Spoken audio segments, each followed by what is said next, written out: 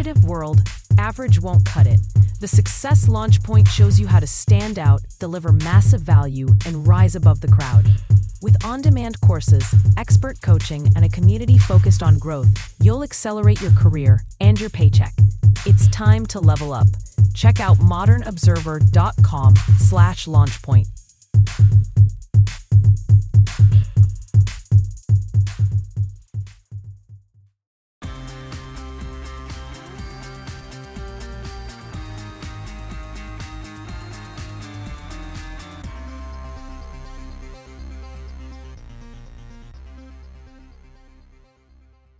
A step towards ending the government shutdown. The BBC manipulates footage of Trump.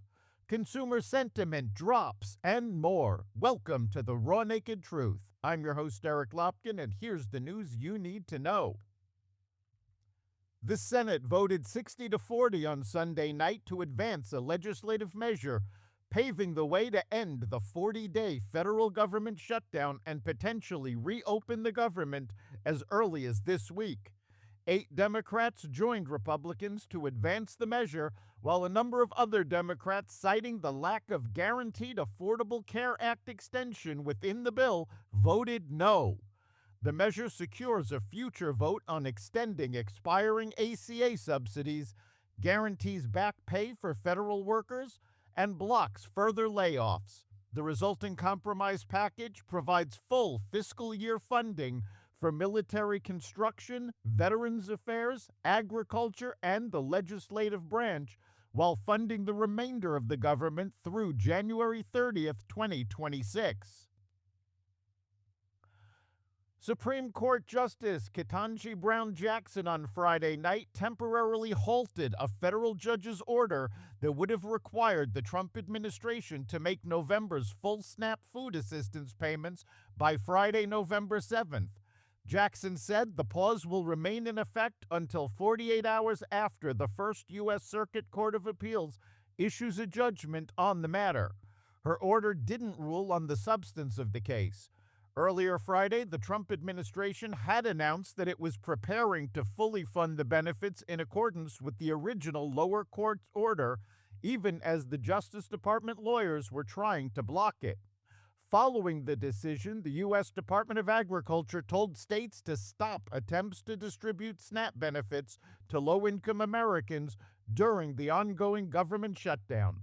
States that refuse to comply will risk financial penalties.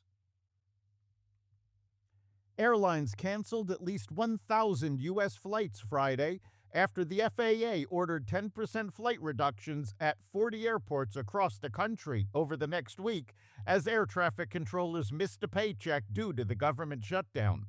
Friday's cancellations amounted to a 4% reduction, but Transportation Secretary Sean Duffy said it might get even worse, with flights reduced by as much as 20% if the shutdown drags on. If this shutdown doesn't end relatively soon, the consequences is that more controllers don't come to work, Duffy said.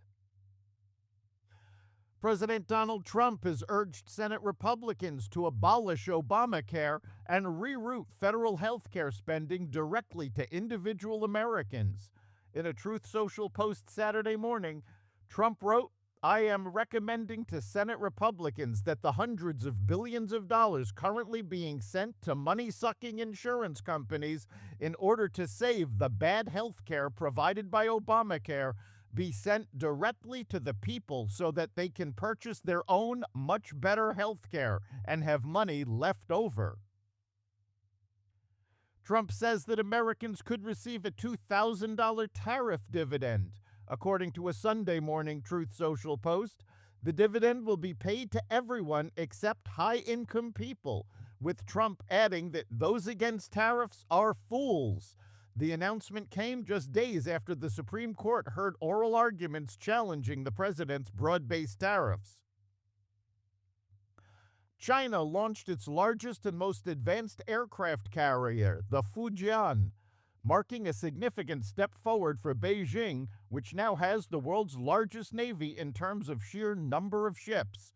The Fujian, the country's third warship, is equipped with electromagnetic catapults, which allow 3 different types of planes with heavier payloads to be launched at higher speeds. The Fujian is only the second aircraft carrier in the world to use an electromagnetic catapult system, along with the latest American carrier, the USS Gerald R. Ford. Most American carriers use older steam catapult technology that China has bypassed. The Director General of the BBC, Tim Davie, and the CEO of BBC News, Deborah Turnus, both resigned Sunday amid a growing scandal over the selective editing of a Donald Trump speech in the BBC's flagship investigative program, Panorama. Davie took, quote, ultimate responsibility, unquote, for, quote, mistakes made, unquote, at the public broadcaster after a leaked internal memo alleged the program used spliced clips from Trump's January 6, 2021 speech to falsely suggest he called supporters to fight like hell, omitting his actual call to peacefully and patriotically make your voices heard. The whistleblower's memo also revealed that the documentary showed footage of people marching on the Capitol, which was in fact recorded an hour before Trump even began his remarks, creating the misleading impression that the march was a direct response to his speech. GOP Representative Elise Stefanik is launching a run for governor in New York, blaming Democratic Governor Kathy Hochul for the state's high cost of living and tying the governor to New York City Mayor-elect Zohran Mamdani. Stefanik's 2.5-minute launch video focuses largely on affordability, and while she is a staunch ally of Donald Trump, her campaign video does not make any reference to the president. There's no question New York is facing an affordability crisis, a narrator says in Stefanik's launch video, which also features commentators calling Hochul the worst governor in America. Cornell University has agreed to pay $60 million and accept the Trump administration's interpretation of civil rights laws in order to restore federal funding and end investigations into the Ivy League school. Cornell President Michael Kolikoff announced the agreement on Friday, saying it upholds the university's academic freedom while restoring more than $250 million in research funding that the government withheld amid investigations into alleged civil rights violations.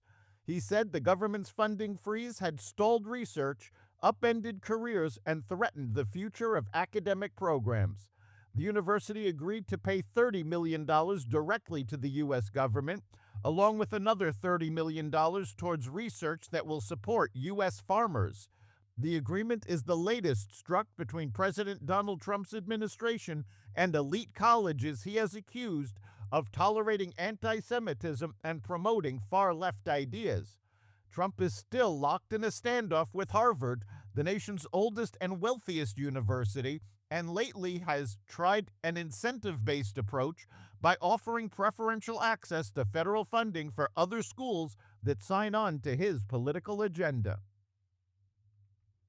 Worries over the government shutdown surged in the early part of November, pushing consumer sentiment to its lowest in more than 3 years and just off its worst level ever, according to a University of Michigan survey released Friday. The university's monthly index of consumer sentiment posted a reading of 50.3 for the month, indicating a decline of 6.2% on the month and about 30% from a year ago. Economists surveyed by Dow Jones had been looking for 53.0 after October's 53.6. Sentiment was last this low in June 2022 as inflation hovered around its highest level in 40 years.